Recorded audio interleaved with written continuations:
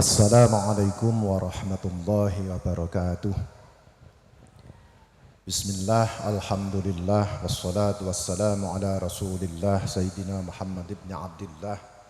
La hawla wa la quwwata illa billah, amma ba'du.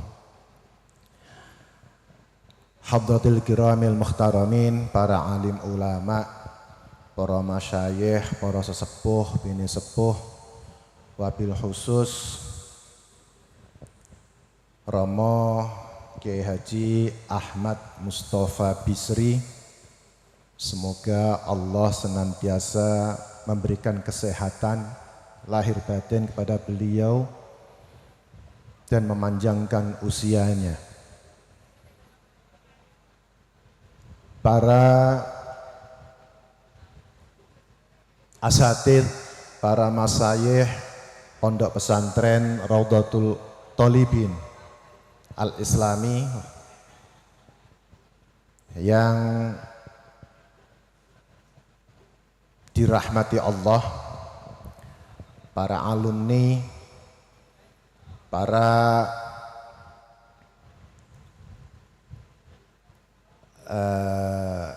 pejabat pemerintahan Kabupaten Rembang sampai jajaran yang terbawah sampai RT. Semoga Allah senantiasa memberikan bimbingannya dan penjagaannya. Tak lupa juga kepada Ketua Umum PBNU, Pengurus Besar Nahdlatul Ulama, Kiai Haji Yahya Khalil Stakuf. Semoga Allah memanjangkan usianya, Allah memberikan kesehatan lahir batin, Allah memberikan kesabaran dan ketabahan kepada beliau yang tak sungkan-sungkan atau tidak ada bosan-bosannya untuk memberikan inspirasi kepada kita semua, khususnya jajaran pengurus besar Nahdlatul Ulama, umumnya jajaran pengurus Nahdlatul Ulama di semua tingkatan. Sekretaris Jenderal Gus Saifullah Yusuf dan segenap jajarannya. Semoga Gus Ipul ini tetap konsisten dengan karakternya yang renyah, bisa memecahkan keheningan dan selalu solutif. Ada juga di sini Bapak Kiai Amin Said Husni, tapi saya lebih suka memanggil Lora Amin Said Husni, karena kalau Lora itu masih boleh nakal, kalau sudah kiai itu nggak boleh nakal gitu. Semoga juga tetap dengan karakternya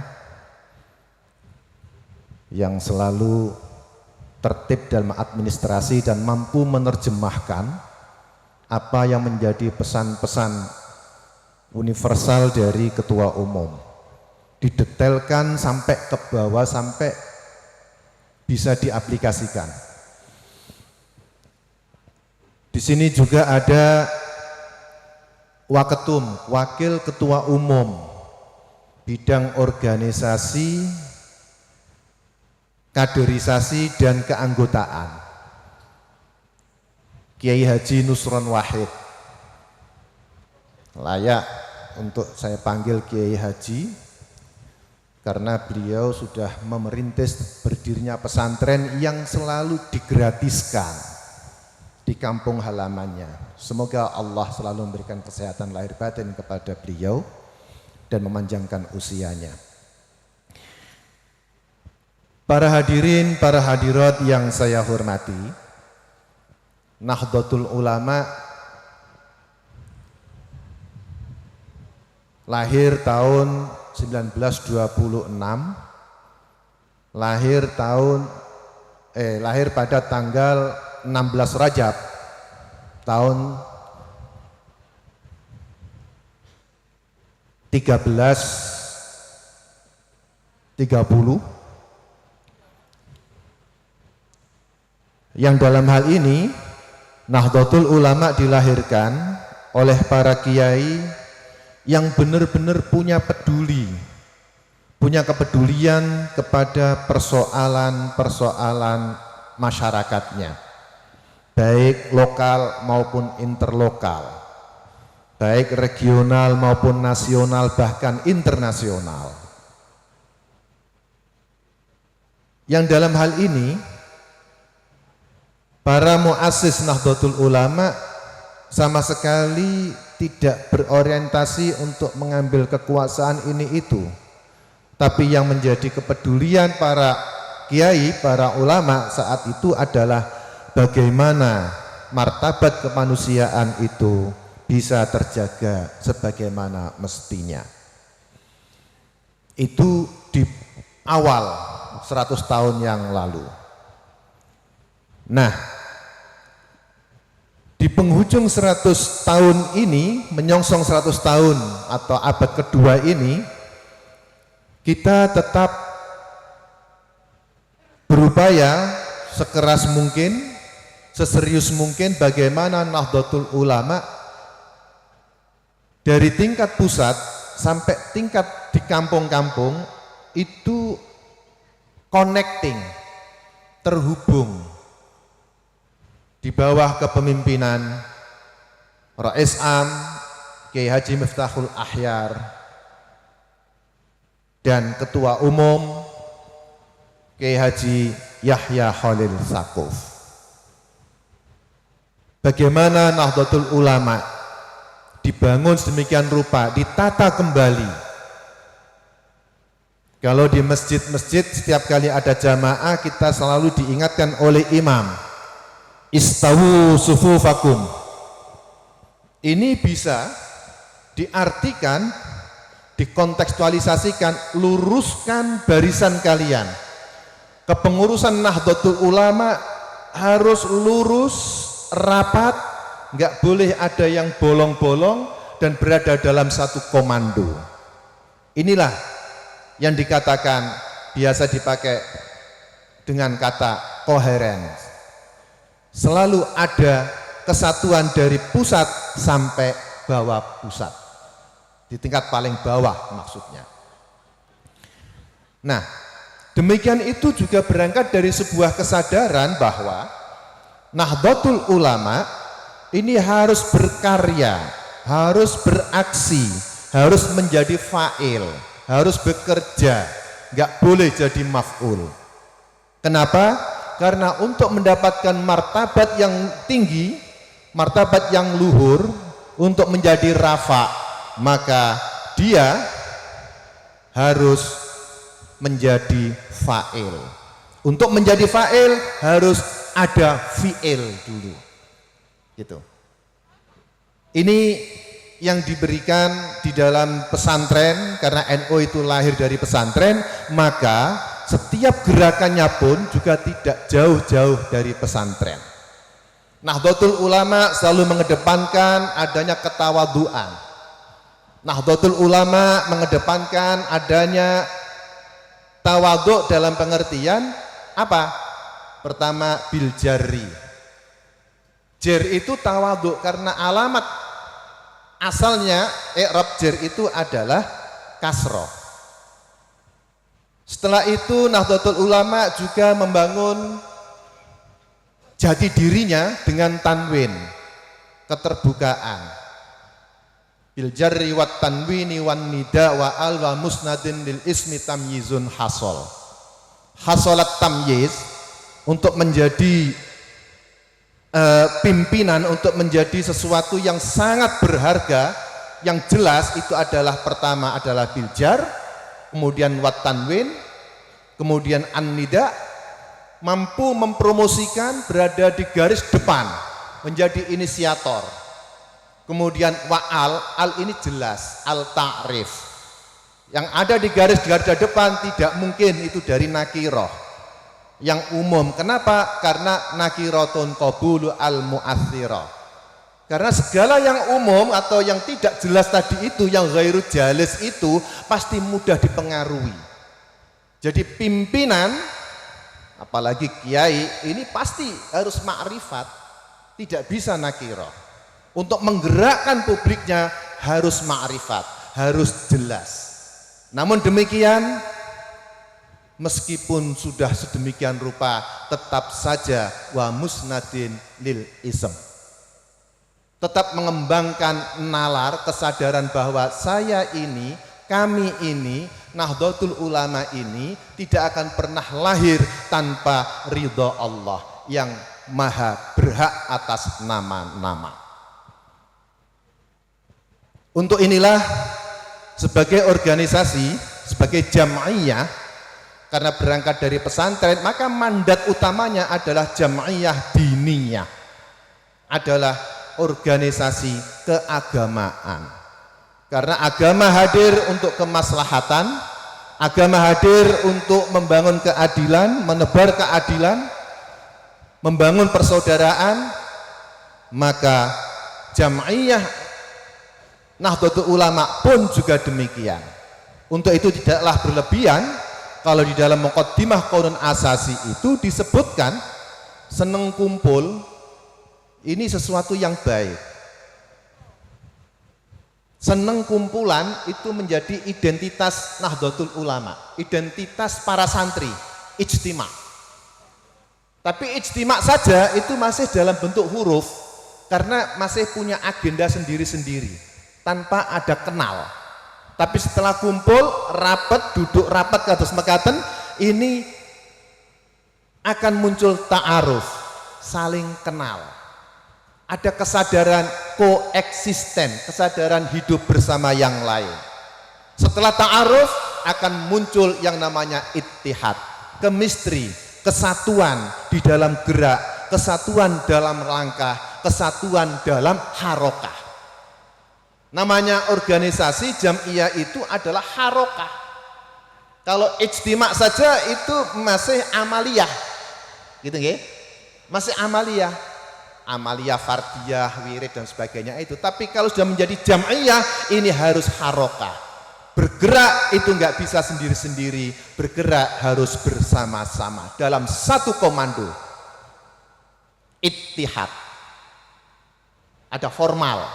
Nah, ittihad ini, kesatuan ini ditingkatkan lagi yang lebih substansial, yaitu ta'alluf.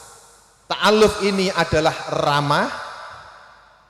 Ta'aluf ini adalah saling merindu, saling kangen, sehingga persaudaraan yang dibangun berbasis kerinduan, berbasis keramahan, mustahil ada konflik. Ukhuwah Islamiyah, ukhuwah basyariyah atau ukhuwah watoniyah, kemudian ukhuwah basyariyah, itu basisnya adalah ta'aluf tadi. Maka ketika kita sudah menyatakan diri sebagai saudara, sebagaimana dilakukan oleh Rasulullah di dalam memberikan pengkhidmatan, dalam membangun ajaran persebaran ajarannya, itu mengangkat persaudaraan bersama-sama para sahabatnya. Wa qad akha Rasulullah sallallahu alaihi wasallam baina ashabihi, itu di dalam muqaddimah qaulun asasi. Para rawuh, para hadirin ingkang minulya, sebagai organisasi untuk selalu hadir ini berarti ada, datang, dan kontributif. Maka ini nggak bisa hanya mengandalkan satu generasi saja. Maka di sini loh ada yang namanya generasi baru melalui kaderisasi. Agar apa? Agar terarah. Kados kita datang ke pesantren, mondok itu tujuannya apa? Harus jelas dulu. Di dalam ilmu nahwu, dalam ilmu tata bahasa disebutkan wan nahwu aula awalan ayyu'lama idzil kalamu dunahu la yufhama. Ngaten. Nahwa, al-qasdu, al-ghayah ini harus diketahui lebih dulu. Kenapa? Karena ketika ini sudah diketahui, sudah barang tentu arah gerakannya, strategi-strateginya pasti juga akan segera diketahui, akan tahu itu. Tapi kalau dasarnya saja, goyahnya saja belum mengetahui, grup-grup saja, idil kalamu dunahu layyufhama. Program apapun, propaganda apapun, kampanye apapun, itu nggak akan bisa difahami, nggak akan sampai pada tujuan. Justru malah menghadirkan maklar-maklar yang bisa jadi itu kriminal. Coba contohnya, panjenengan datang ke terminal tapi nggak tahu arahnya di mana, ditanya oleh orang, mau kemana mas? Wah nggak tahu ya, saya kemana ya, pokoknya saya ke terminal aja, arahnya kemana saya nggak tahu. Lah kayak gini akan menghadirkan para calo-calo, di mana calo ini akan mengarahkan semau-maunya, yang ada adalah pada akhirnya hanya penyesalan dan penyesalan. Maka wan nahwu aula awalan ayyu'lama idzil kalamu dunahu layyufhama. Kaderisasi dibangun agar NU tujuan awalnya, visi misinya itu tidak bergeser. Itu. Visinya tetap, pelaksanaannya sesuai dengan tantangan dan tuntutan zamannya. Apa itu? Dijalankannya, berjalannya Islam ala ahlus sunnah wal jamaah. Di bidang tasawuf, di bidang akidah mengikuti faham Imam Al-Asy'ari dan Imam Al-Maturidi. Di bidang fikih mengikuti salah satu dari mazhab 4, yaitu Imam Abu Hanifah, Imam Malik, Imam Syafi'i, Imam Ahmad bin Hambal. Di bidang tasawuf mengikuti Imam Junaid Al-Baghdadi dan Imam Abu Hamid Al-Ghazali. Ini kunci yang harus dipegang teguh, kemudian nanti akan berkembang sedemikian rupa sesuai dengan tantangan dan tuntutan zamannya. Maka para kiai tidak cukup hanya faqihun fiddin, tapi juga harus faqih fi mas'alatil ummah.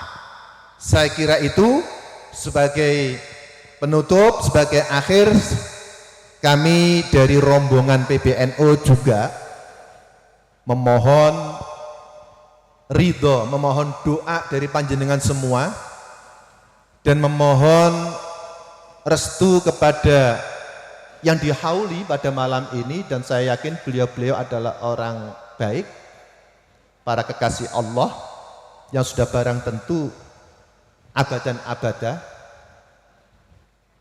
Kemarin kita juga sudah ziarah, artinya di situ sudah ada ittisolul arwah, dalam rangka ittisolul sanad dengan Mbah Bisri, dengan Mbah Mustafa Bisri, sehingga gerakan kita itu benar-benar muttasil, tersambung dari awal sampai akhir. Kurang lebihnya mohon maaf. In uridu ilal islah wallahul muwaffiq ila aqwamit thoriq. Assalamualaikum warahmatullahi wabarakatuh.